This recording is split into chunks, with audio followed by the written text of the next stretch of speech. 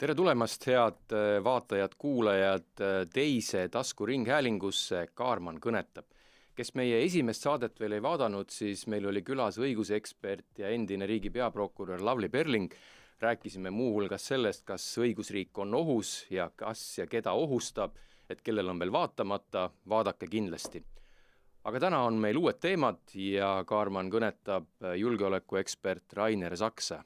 Tere hommikut! Tere hommikut! Kuidas läheb? Hommik on siiamaale väga ilus olnud. Kas sa mälumänge mängid? Ma ei ole niimoodi, ütleme, püsivalt osalenud kuskil, aga ma olen proovinud mõne kord sattunud mõnda meeskonda. Ja. Aga kui telekas tuleb kuldvillak või midagi sellist, et mängid kaasa?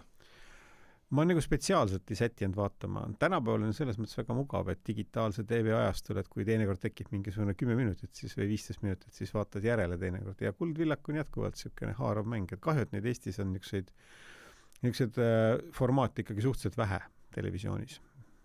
No jätkuks küll, ma tean, et kõik pubid, rahvamajad on täis. Kuule, aga ma alustan ühe mälumängu küsimusega. Ma arvan, et see sulle raskusi ei valmista, aga ma küsin ühte väljendit, et 46. aastal tõi selle nii-öelda avalikkusesse Mao Zedong. 86. aastal, täpselt 40 aastat hiljem, rääkis sellest hiljuti manalateele läinud Chuck Norris ja sellel aastal ehk 2026, jälle 40 aastat vahet, Donald Trump kasutab seda nii-öelda julgeolekuolukorra kirjelduseks maailmas? No, Donald Trump kirjeldab julgeolekuolukorda maailmas. Issand jumal, see on väga hea küsimus, ma ei oska niisugust jada küll teha, sest Chuck Norris on kindlasti häirija selles. Chuck Norris kasutas seda väljendit filmi Delta Force võtetel, aga Mao Zedong kasutas seda nii-öelda rekreatsiooniliste või reaktsiooniliste jõudude kirjeldamiseks. Huvitav. Et ei oska tõesti praegu, ei plahvata. Tegelikult see on väga, väga vana Hiina kultuurist tulnud, et see on pabertiiger. Pabertiiger selles plaanis, ja. Aga pabertiiger ütles muidugi Donald Trump NATO kohta ja Mao Zedong ütles siis seda rahvusvahelise imperialismi kohta. Just. Aga mõtlesingi, et alustaks siis sellest, et mis siis tänapäevases julgeolekumaailmas nii-öelda on pabertiiger. On see Venemaa, on see USA, on see NATO, igal ühel oma? Pabertiiger on siis, tiiger on, eks ju, Aasia kultuuriruumis nagu selline jõu ja niisuguse üldse nagu selline millegi suure sümbol. Ja selles mõttes on väga huvitav vaadata näiteks Jaapani kunsti. Ma lähen korraks kõrvale praegu. Aga Jaapani kunsti, kus Jaapanis tiigrid ei ela ja jaapanlased olid ju läbi kogu keskaja niimoodi andunud tiigrimaalijad ja siis kuna nad ei puutunud tiigritega igapäevaselt kokku, vaid nad olid siis saanud nagu niisuguse kaudse ettekujutuse kuskilt mingitelt reisidelt ja siis seda oli pärimusena edasi antud, see on väga tore vaadata, milliseks see tiiger muundub nende joonistustel, et ta nagu üldjoontes on äratuntav tiiger, aga tal on siis nagu sellised nagu elemendid, mida siis inimene saab üles joonistama selle järgi, mida ta teiste käest kuuleb, et kuidas see tiiger välja näeb. Ja eks sellega ongi tegelikult niimoodi, et infosõdades on see tiiger nagu oluline ja paberitiiger tähendab seda, et kui me mingisuguse ohu maalime hästi suureks või kui me ka ise ennast presenteerime niimoodi hästi suurelt, aga tegelikult meil reaalset jõudu selle nii-öelda ähvarduse rakendamiseks ei ole, siis me olemegi paberitiiger. Aga nüüd Donald Trump eksib rängalt ühes asjas. On see, et NATO ei olegi mõeldud ründesõda pidama, vaid NATO on kaitseorganisatsioon. Ja need liikmed on omavahel kokku leppinud, kaitstakse üksteist ja mitte ei minda kallale kellelegi 3., 4. või 5. riigile ja sellest Donald Trump nagu kuidagimoodi ütleme, et ma arvan, et ta ei saagi sellest aru või ta ei ole selle peale niimoodi mõelnud. Aga kui me juba Hiinast alustasime ja Trump leiab alati põhjust panna nagu endast rääkima, kas siis põhjusega või põhjendamatult, et hiljuti lõppes ka, USA ja Hiina tippkohtumine, et USA-st käis ka Hiinas väga palju selliseid nii-öelda prestiižseid inimesi, et Donald Trump nagu alati tuli sealt läbirääkimiste laua tagant välja, ütles, et fantastilised diilid, samas eksperdid ütlevad, et pigem selline tseremoniaalne, joviaalne, aga nagu konkreetseid kokkuleppeid vähe. mis me teame sellest? No konkreetseid kokkuleppeid kindlasti ei ole, sellepärast et kokkulepped on need, mis kas siis mõlemad pooled teevad mingid otsused ja teatavad, et see on nagu nüüd kokkuleppe tulemusena sündinud otsus või kirjutatakse alla mingile lepingule, noh, ei ole üht ega teist. Ainukene, mis on nagu kindel, on see, et president Xi Jinping, Hiina Rahvavabariigi president, tuleb Washingtoni vastuvisiidile ja Donald Trump võib-olla arvab, et noh, nagu sellised suulised kokkulepped on, noh, peavad, noh, teatud määral nad kindlasti ka peavad, kui on nagu kaks džentelmeni ausõna peale kokkuleppe teinud, aga suuri küsimusi niimoodi ei lahendata. Ja suured küsimused vajavad lepinguid ja pikaajalist garantiid ja noh, nagu selliseid, kuidas öelda, niisugused mingid parameetrid, mille järgi nagu kõik mõlemas riigis inimesed, kes asju planeerivad, teevad, saavad sellest lähtuda.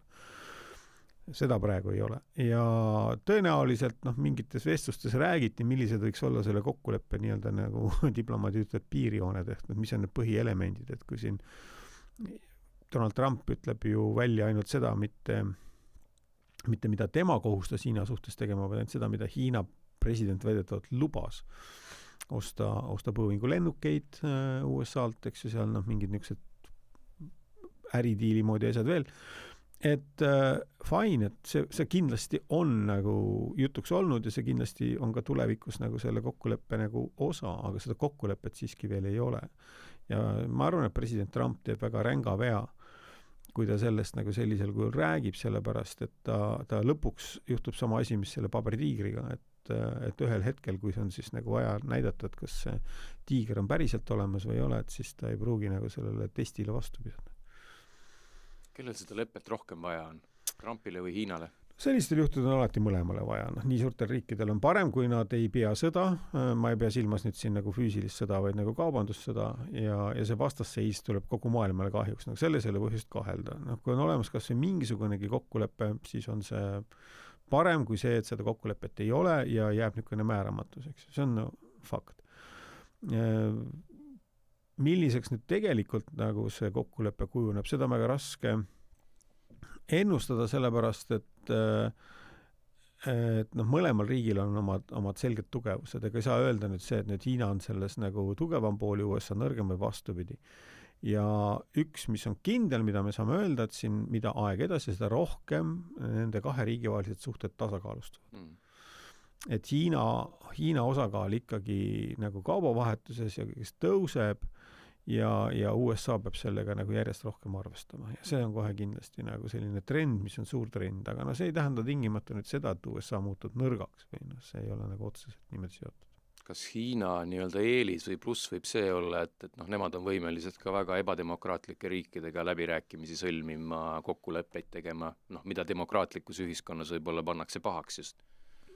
Ma ei tea, demokraatlikus ühiskonnas on väga erinevaid näiteid, et tavaliselt siin on nagu pigem küsimus opositsioonis ja selles, kes valitsuses on ja või erinevatel parteidel võib olla erinev nägemus selles osas ja tavaliselt siis, kui tahetakse seda poliitilist olukorda ära kasutada või oma valijatele kuidagi sõnumid saata, siis võib-olla siis need, kes vastustavad niisuguseid tehinguid, eks, et need siis nagu üritavad nagu seda teha sisepoliitiliseks teemaks.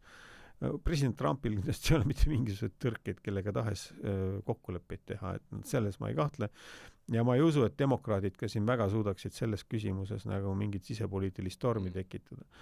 Aga siin on küsimus pigem mingites Euroopa riikides, kes siin aeg-ajalt on nagu siis näidanud, et nad üritavad nagu pidada nagu väärtuspõhist välispoliitikat, aga nagu me teame, siis nagu praktikas ei ole nagu selle saavutamine praktiliselt kunagi võimalikuks osutunud. Üks teema, mida nad kindlasti arutasid, oli võib-olla olukord Hormuzi väinas, et kui me vaatame täna seda olukorda, et ega ta midagi sellist nagu rõõmustavat ei ole, et kui vaadata ka ütleme neid riike, kes naftat ekspordivad, Kuveit, Katar, Bahrein sõltuvad täielikult Hormuzi väinast, ütleme siin Saudi Araabial, Araabia Ühendemiraatidel, Iraagil, neil mingi torujuhtmestik nagu on, aga see vist katab kuni 20% vajadusest. Et kui see Hormuzi väin, eksin ma, et on ka mõnes mõttes mineeritud, mis võib aega võtta võib-olla, ma ei tea, pool aastat. No see on nüüd nagu juhtunud küll täiesti kindlalt nagu fakt, et et Iraan suutis osa sellest Hormuzi väinast mineerida. Ma ei ole nagu väga selle alla ekspert, aga ma saan aru, et seda väina on võimalik läbida mitut farvaatrit pidi ja siis selle mineerimise mõte näib olevat siis see, et sundida laevad läbima siis nagu seda teed pidi seda väina, mida siis Iraan suudab nagu kontrollida nagu ja et siis välistada nii-öelda siis kuskilt mingit teisi teid pidi selle väina läbimine, kus USA saaks nagu kuidagimoodi siis katta nagu neid laevu, kes sealt üritaks läbi tulla ja siiamaale on töötanud mõlemad blokaadid, on suures osas töötanud siis Iraani poolt kehtestatud blokaad, et ilma nii-öelda temaga kokku leppimata ei saa laevu läbi lasta väinast. See on ikkagi suures osas nagu püsinud, mõned üksikud laevad on sealt niimoodi suutnud läbi tulla. Ja teine pool on siis USA blokaadi Iraani sadamatele, kuhu siis ei ole lastud siseneda jälle siis omakorda. Nüüd üks asi, mis jääb nagu arusaamatuks, on see, et kas siis Hiinasse suunduvaid laevu lubatakse Iraani sadamatesse või mitte. Ja see ongi USA presidendi võib-olla kõige suurem nõrkus üldse nagu selle Hiina visiidi juures, et ta oli ikkagi sunnitud Iraani teemat käsitlema. Ja kui me mäletame, siis alguses pidi visiit toimuma märtsis, aga lükkati just edasi selle tõttu, et kes sõjategevuse aktiivne faas. Ja ma olen täiesti kindel, et Hiina Rahvavabariik oleks olnud huvitatud ka võib-olla USA presidenti vastu võtmast, et kui selline aktiivne Iraani pommitamine käib, sest ikkagi Iraan on Hiina partner ja see oleks olnud natukene liiga keeruline olukord. Ja USA osas samamoodi, aga nüüd USA president ei suutnud Iraani teemat nii-öelda korda teha enne seda visiiti ja seetõttu sai ta endale väga nõrga positsiooni Hiinaga suhtlemiseks, aga ta ikkagi otsustas sinna minna. Ma arvan, see oli tervikuna õige otsus. Aga nüüd, mida nad täpselt rääkisid ja kokku leppisid, on väga raske järeldada, sest nagu selle kohta sisuliselt mitte midagi öeldud ei ole. Aga kas see keeruline olukord, kui ta nüüd jätkub, kas see annab mingi moraalse õigustuse näiteks Venemaalt naftat osta või? No Venemaa naftaostu nüüd erandid USA nüüd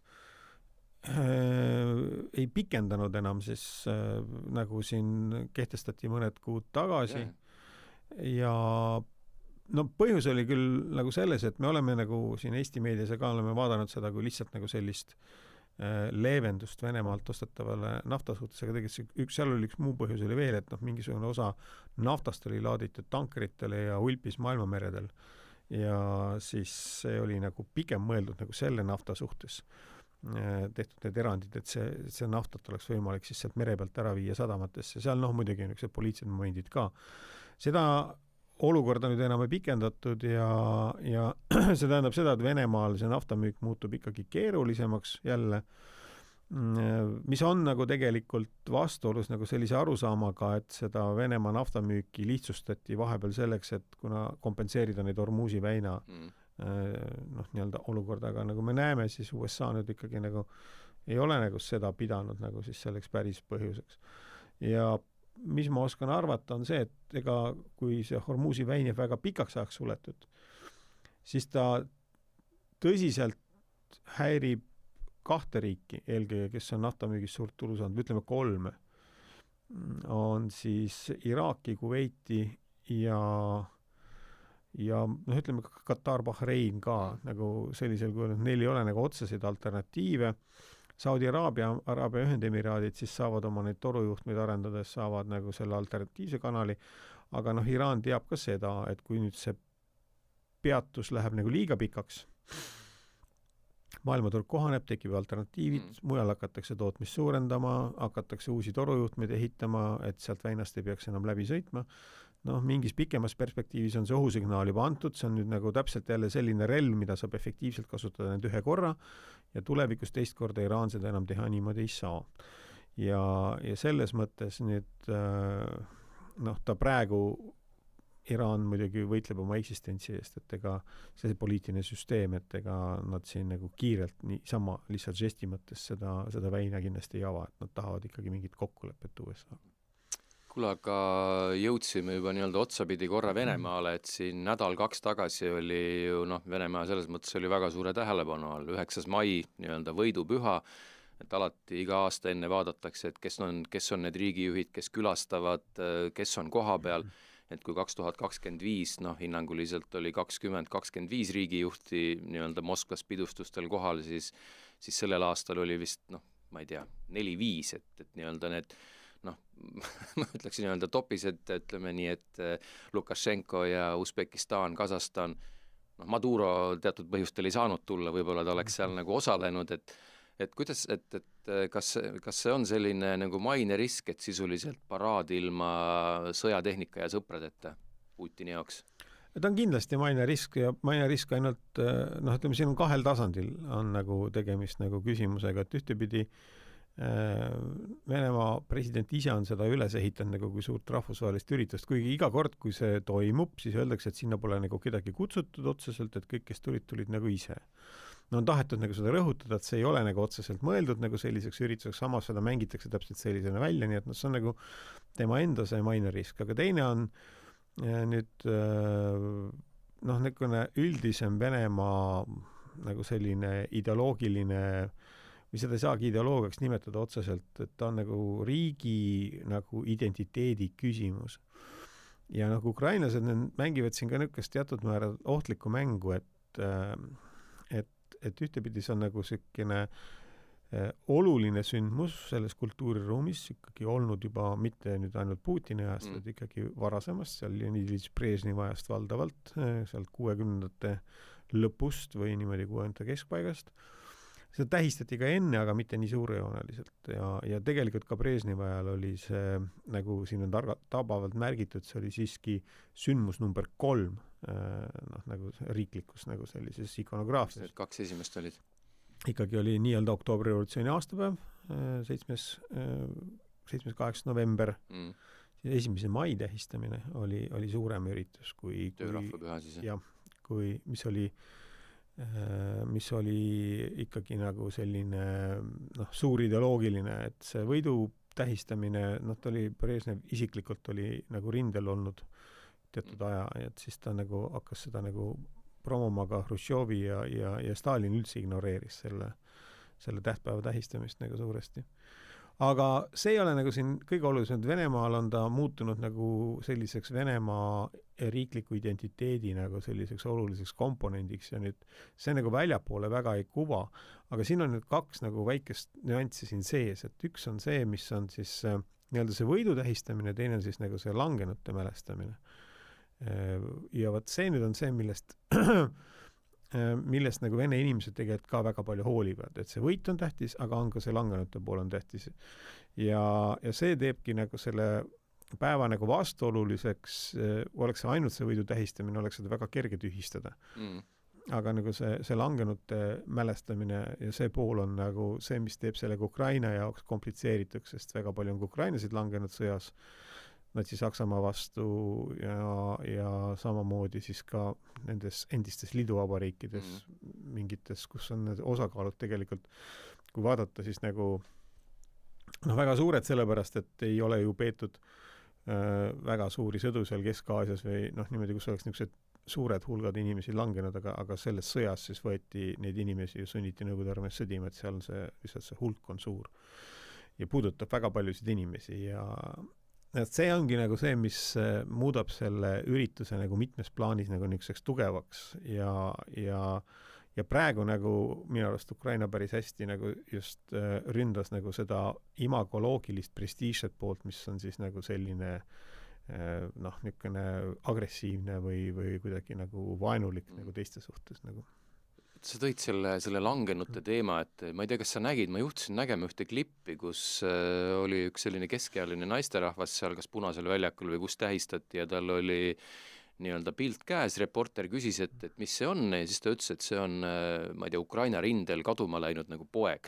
Siis reporter ütles, et no siis teil on ju 2 põhjust nagu tähistamiseks, et kas see tähendab, et see nii-öelda sõda ja reaalsus hakkab jõudma nagu lihtsa vene inimeseni? Jah, ja vot see nüüd ongi see langenute tähistamise poolelt oli siis nii-öelda see Surematu polgu marss, mis on tõesti kodanikualgatus Venemaal tekkinud siin paarkümmend aastat tagasi, et noh, et kui oli vahepeal see võidupäeva tähistamine liiga nagu pompöösseks, nagu lihtsalt nagu selliseks arulagedaks nagu võidu tähistamiseks, et siis ju hakkasid inimesed ütlema, et meil seal langesid inimesed ja hakati spontaanselt neid pilte siis nagu võtma kaasa nendel üritustele, siis hiljem Kremlis saadi aru, et see on tegelikult väga suure potentsiaaliga nagu selline protsess, et inimeste liitmiseks valitsuse poliitikaga ja hakati seda nagu riiklikult nagu toetama alguses siis korraldama.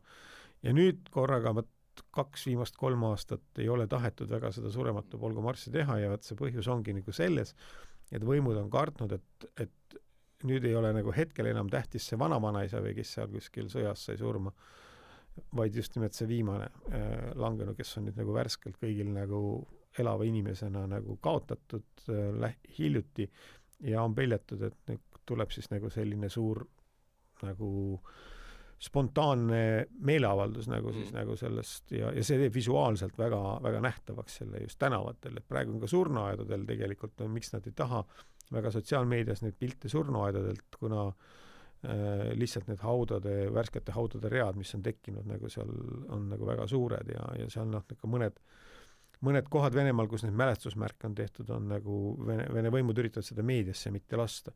Aga ikkagi nagu me näeme, siis inimesed ei hooli sellest, et Venemaal ei taheta nagu seda väga presenteerida praegu neid langenud ja ikkagi nagu see hakkab läbi murdma. Küllap Venemaa võimud selle ühel hetkel ikkagi ära kodustavad, et ega nad ei saa seda ignoreerida.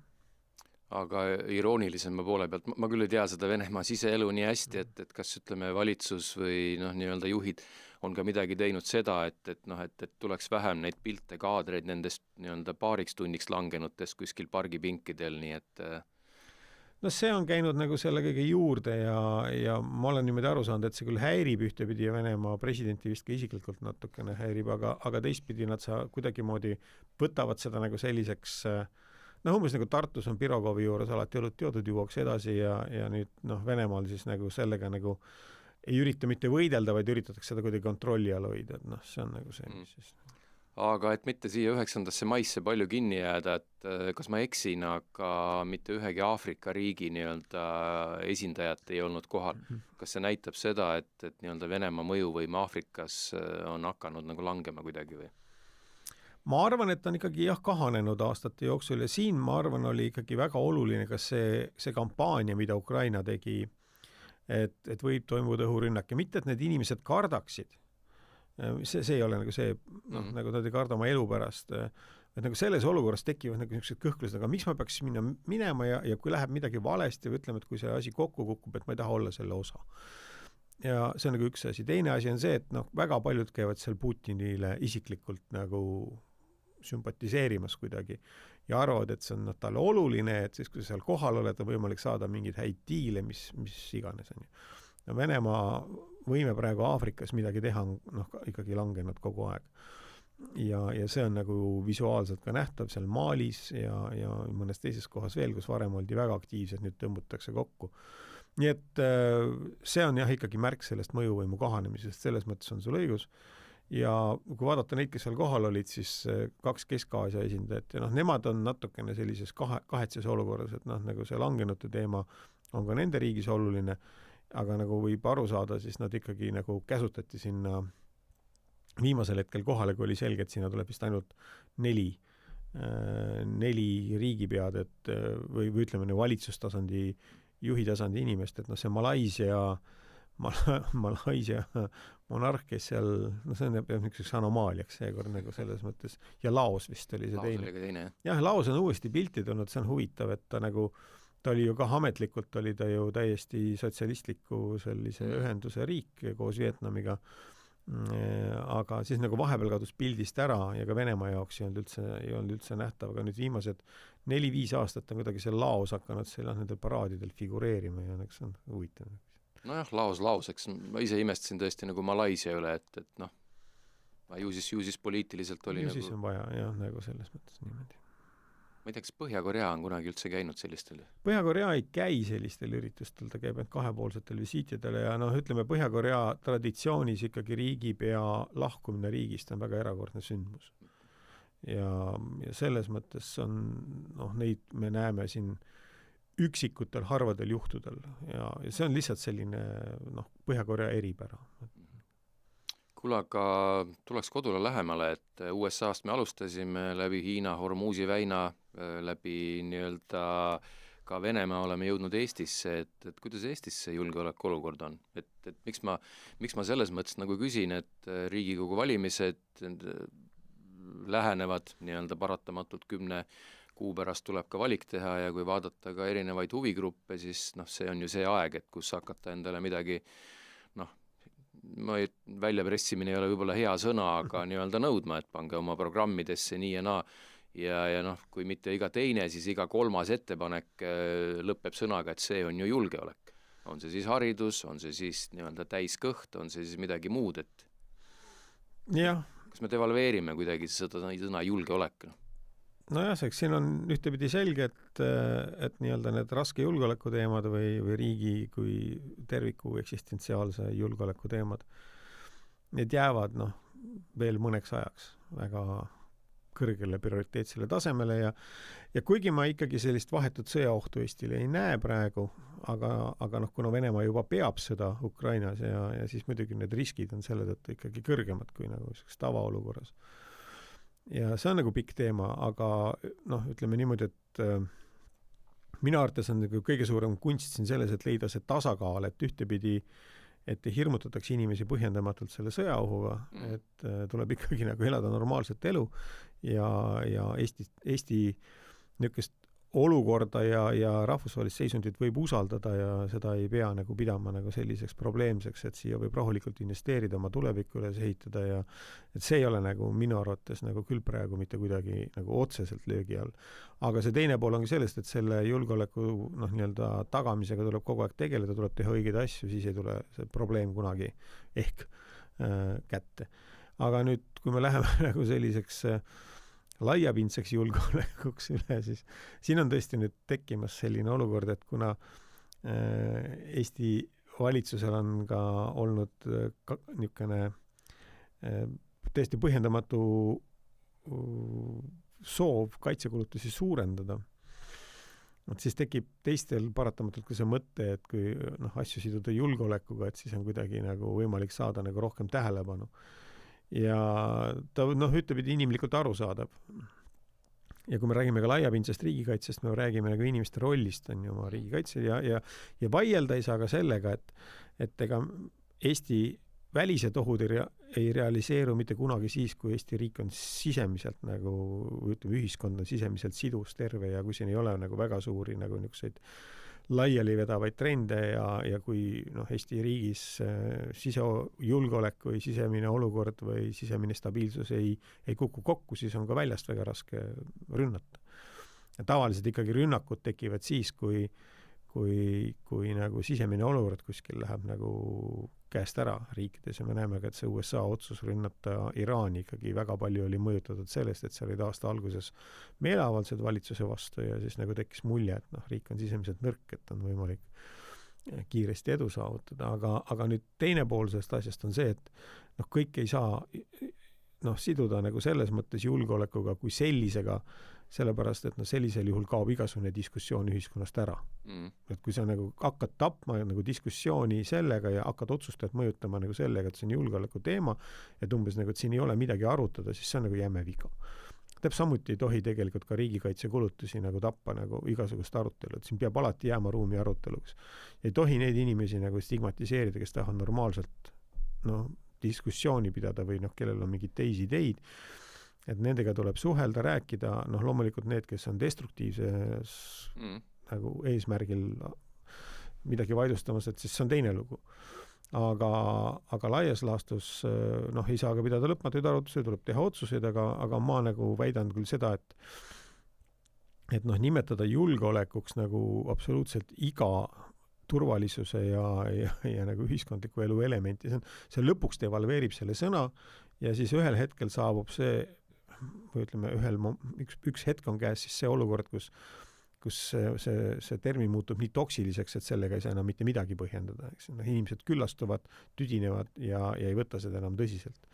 Et see oht on siin ka olemas. Et ühel hetkel sa põhjendad sellega kõike ja lõpuks ei ole sellega võimalik enam mitte midagi põhjendada või argumenteerida. Ma tulen natukese aja pärast Eesti juurde tagasi, aga kui sa juba tõstatasid sellise ebastabiilsuse teema, et vaatame lõunanaabreid Lätis. No lätlastel on valimised sügisel, siis olukord normaliseerub, ma arvan, et ega nad ilma valitsuseta ei jää, et praegu näib, et sinna tuleb selline tehnokraatlik valitsus selle valimisteni ja seda Lätis on ka varem olnud. Eestis on tegelikult ju analoogseid olukordi olnud ka varem, et kui me ise oleme selle protsessi keskel, siis me seda ise nii väga ei taju jah, et see on nagu väljast vaadates tundub see nagu kuidagi hullem alati. Ma mõtlen, et siin ka meediat vaadates, et kaitseminister nii-öelda astus tagasi väidetavalt või tõi vähemalt põhjuseks selle drooni-intsidendi, et kas Eestis on ka, tunned sa selline ärevus on nende droonidega, mis sinna Ust-Luuga poole on lennanud kuidagi nagu kasvanud? Ma teatud seltskondades nagu tajun, mul omavalitsuses ka tullakse kohe küsima, kas nüüd kõikides koolides, kõikides lasteaedades on varjendid, kõik muud asjad, et kuigi see tõenäosus, et üks juhuslik droon eksib keset Eestimaad, see on ju, ma ei tea, 1/4 miljonist äkki või? No praegu see tõenäosus on väike, aga seda on ikkagi juhtunud, eks ju, selles mõttes, et võib juhtuda ka edasi, et ei saa öelda. Sa võid ka suunata seda, see pole siia suunatud, aga Jah, need on praegu ikkagi nagu, mina saan aru juhused, mis on nagu, siin on nagu kaks nagu suuremat probleemi sellega seoses. Üks on see, et valitsuse jaoks on see eelkõige kommunikatsiooni ja mingisuguste tegevuste planeerimine, mida võib-olla ka tehakse selle, mingid kaitsetegevusi, aga seda pole osatud inimestele kommunikeerida. Sa ei pea kommunikeerima seda detailselt, eks ju, mis tehnoloogiat sa rakendad, sa pead kuidagi üldiselt. Ja see on natukene häiriv, et see tuleb kuidagi nagu ootamatult. Vist ilmselt, ma ei tea, kas ta tuleb ka ootamatult valitsuseks, igatahes sellega nagu väga hästi toime tulda, aga see hoiatuste pool on nagu olnud nagu käest ära, ta on nüüd nagu läinud paremaks vist, ma saan aru, sellepärast, et ka viimane kord, kui nüüd oli need ilma põhjuseta häired Lätis ja Soomes, siis Eestis vähemalt saadi aru, et seda häiret ei ole vaja anda, ei antud, eks. See on nagu väikene mikroskoopiline, aga mis näitab, et sellega asjaga tegeletakse, aga meie valitsus ei ole osanud seda küsimust Eesti ühiskonnale adresseerida. See on nagu halb. Ja sellega nagu rahul olla ei saa. Ja teine pool on see, et ka üldse nagu selline üldise ohuolukorra ja nagu sellise üldises Eesti olukorra kommunikeerimine on minu arust väga heitlik. Ja ta on nagu selles mõttes ka natukene probleem kaasaegsel meediamaastikul, et kus sul on ühtepidi sellised tweetimised ja shoottimised ja iga päev tulistada nagu suurelt õhku ja öelda midagi nagu väga põhjapanevat ei ole võimalik, eks. Et see on nagu, sul peab olema mingi suur pilt, mida inimesed nagu ka kuidagi suudavad käsitleda ja siis aru saada, et milline see tervikuna see olukord on. Et siis see igapäevane tulistamine natuke eri suundades ei võib-olla nagu ei häiri. Aga sellega on nüüd natukene hätta jäädud. Ja siin ongi nagu see, et reageeritakse küll nagu president Trumpi mingisugustele ütlemistele, aga ei seletata seda lõpuni lahti. Et miks see nii on. Ja mis on siis nagu see Eesti narratiiv, ja mis on siis tegelikult ka võimalikult alternatiivid. Et kui nüüd juhtukski niimoodi, et Ameerikaga nagu siin koostöö ei ole võib-olla nii hea, eks kui varem, et kuigi Ameerika väed on Eestis ikkagi jätkuvalt olemas ja keegi pole öelnud, et siit ära viiakse aga on teatud nagu momendid, eks ju, kus siis retoorika on nagu muutunud, siis tegelikult selle asemele peaks ka pakkuma, kui veenda inimesi, et tegelikult see kõik ei ole seotud ainult USA-ga. Nii et see on nagu jäänud ühekülgseks juhuslikuks ja niisuguseks pigem nagu selliseks kampaanialaadseks, et nagu süstemaatilist läbimõeldud kommunikatsiooni ei ole. Ja nagu see on Eestis üldse nagu laiem probleem, et me oleme harjunud tegema kampaaniaid, aga mitte nagu sellist nagu püsivat mingi stabiilsust tagavat nagu niisugust nagu protsessi, mis on nagu tegelikult väga oluline. No kui me oma geograafia rännakutel sa tõid sisse juba näiteks Soome, et ma arvan, et see Soome liitumine, aga Rootsi liitumine NATO-le on mõnes mõttes ka meile andnud sellist julgeolekut nagu juurde. Aga kuidas Soome nagu on hakkama saanud? Ma mõtlen kogu selle kommunikatsiooni ja Eks Soomes on ka mingid oma ebastabiilsuse märgid olemas, ega see ei ole nagu nüüd niimoodi, et Eestis on nagu kuidagi asjad lonkavad ja mujal on see väga hästi, et ega igal pool on nagu probleeme, kui ikkagi toimub nagu mingisugune geopoliitilised muudatused, siis see toob kaasa paratamatult mingisuguseid siukseid ebakindlust ja nii edasi. Aga ma ei ole ka nagu nii detailselt igapäevast Soome tegevust jälginud, et ma nüüd ei julge niimoodi täielikult võrrelda, aga mis nüüd Eesti ja Soome kommunikatsioonis on erinevad, aga ikkagi nagu Soome kommunikatsioon on nagu kuidagi, ta on nagu läbimõeldum ja nagu selline rohkem nagu kindlustunnet tekitav, et siin on ka nagu see viimane nüüd väga suur minu arvates küll läbikukkumine, kui anti see Helsingi piirkonnas see suur droonihoiatus ja inimesed nagu inimesed nagu ei teadnud, mida teha, sellepärast ja see oli ka vale hoiatus, eks, et see drooni ju tegelikult ei olnud. Et see on nagu selgelt nagu ka probleem, aga ma olen vaadanud nagu, et Soomes on ikkagi nagu minister, kaitseväe juhataja nagu ühiselt teevad, kaitseminister, kaitseväe juhataja teevad ühiselt mingisuguseid selliseid ütleme teavituselemente ja siis teised ikkagi nagu kordavad neid sõnumeid, et meil nagu sellist nagu ühesugust läbiva sõnumi nagu kordamist ja seletamist, et näidata, et see on tõesti nagu valitsus läbi arutatud ja kõigi ühine positsioon. Ja seda nagu ei ole. Ja see on tegelikult minu arust see, mis on Eestis puudu. Igaüks saadab oma sõnumeid. Nii ei ole. Jah, et kohati ka vastuolulised need sõnumid, eks ju. Ja näiteks ka selle viimase kus nüüd tabatas Narva elektrijaama korstant, eks ju, see droon, et ka selle puhul ikkagi see kommunikatsioon mingil hetkel jäi poolikuks, et ei jõudnud nagu selle loomuliku lõpuni, et mis siis nagu juhtus kokkuvõttes, et rääkige nagu, et olid nagu läbisegi seal erinevad reageerijad rääkisid mingist oma lugu, mis tal oli sellega seoses. Aga niisugust nagu tervikut ja hinnangut, et seda ei tulnud. Et see on halb, nagu selles mõttes, et siis jäetakse see võimalus kellelegi teisele nagu seda kokkuvõtet teha. Kas kommunikatsioonil on alati ju kaks poolt, et kui Soome juurde nüüd jäime, et kui nüüd võrrelda seda nii-öelda inimeste vastuvõtlikkust informatsioonile, kas soomlased on kuidagi rahulikumad, küpsemad, oleme me võib-olla sellised ebastabiilsemad, hüsteerilisemad, et on lihtne nii-öelda pikkida neid erinevaid asju siia? No ja Soomes on lihtsalt selline niisugune riigi kodaniku suhtlemise mingisugused tavad on hästi pikaajalised välja kujunenud ja nad on tõesti stabiilsemad kui Eestis. Teistpidi ka see, mis Eestis on toimunud nagu, ütleme, need on ka mõnes mõttes peegeldavad nagu niisugust dünaamilist arenguprotsessi või kiiremaid arenguprotsesse, mis siin toimunud, et Soome on kulgenud, kuna tema stabiilsus oli nagu pikemat aega tagatud iseseisva riigina, sest protsessid on olnud rahulikumad, aga meil nagu paratamatult on siin niisugune kiired kasvu- ja kriisiperioodid vahelda, et selle tõttu võib-olla see ka nagu üldiselt vajutab mingi teatava pitseri. No eks me kasvame ja areneme. Aga ma ütlen, et ma näiteks lihtsa kodanikuna, mul suures plaanis ei ole näiteks vahet, kes mulle selle info annab, on ta siis president, peaminister, on ta kaitseväe juhataja või üldse, ma ei tea, kaitseminister.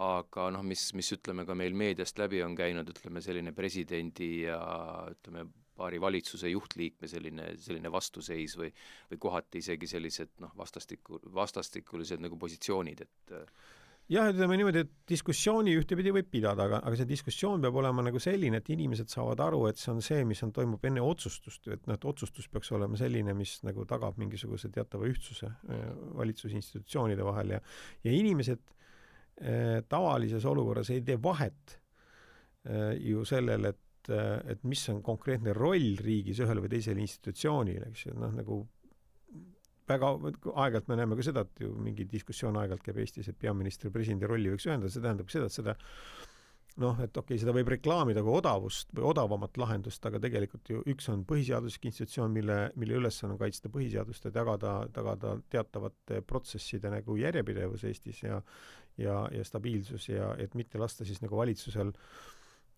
liigselt nagu siis mõjutada nagu ühes kindlas poliitilises suunas nagu seadusandlust näiteks kas või, et nagu põhiseadus on ju midagi rohkemat kui, et selles mõttes nagu võib-olla Eesti inimesed nagu on häiritud sellest, et on nagu presidendil ja peaministril mingi täiesti radikaalselt erinev arusaamine, mida nagu isegi ei üritata kuidagi lahendada nii, et jõutakse ühisele arusaamisele. See on see, mis on nagu võib-olla inimesteks äri. See kahtlemata tekitab nagu segadust, et Soomes on diskussioonid, debatid täiesti tavaliselt, see Soomega võrdlus muidugi antud juhul ei ole ka kõige parem, ütleme ausalt, sest seal on ka presidendi roll natuke teistsugune ja tulenevalt nii ajaloost kui Soome põhiseadusest, aga ikkagi seal nagu peale seda, kui otsus on tehtud, siis nagu ei hakata nagu siis enam ei vaidle. Institutsioonide vahelist kukepuksi, siis enam nendel teemadel ei ole. Et see on ka nagu selge.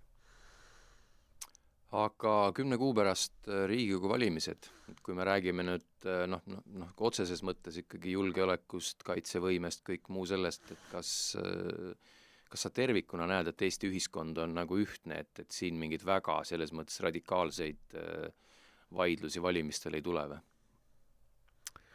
No ma ei oska nüüd öelda, kuhu see radikaalsuse piir panna, et mingites küsimustes kindlasti võib olla see nägemus elanikkonna hulgas üsna lahkumine, aga ma arvan tervikuna näiteks selles, et kaitsekulud võiks olla kõrged ja ma arvan, et siin nagu niisugused radikaalsed eriarvamusi ei ole. Aga Eesti inimesed on siiski ka nii palju, ma arvan, ratsionaalsed, et nad saavad aru ka, et lihtsalt nagu lollitada mingite kaitsekulude asjadega nagu ei ole võimalik, et sa pead nagu ikkagi sisustama selle millegi konkreetsega, et mida me siis tegelikult selle kaitsekuludega nagu tahame saavutada, et see on ka tegelikult väga tähtis. Et siin nagu vahepeal oli nakone mäng, et kes trumpab üle, et kes pakub välja, kui palju suuremad võiks olla kaitsekulud, sest ma arvan, see enam ei tööta. Et see aeg peaks ehk läbi olema. Ja mis me julgeolekupoliitika vallas võime veel ennustada, on see,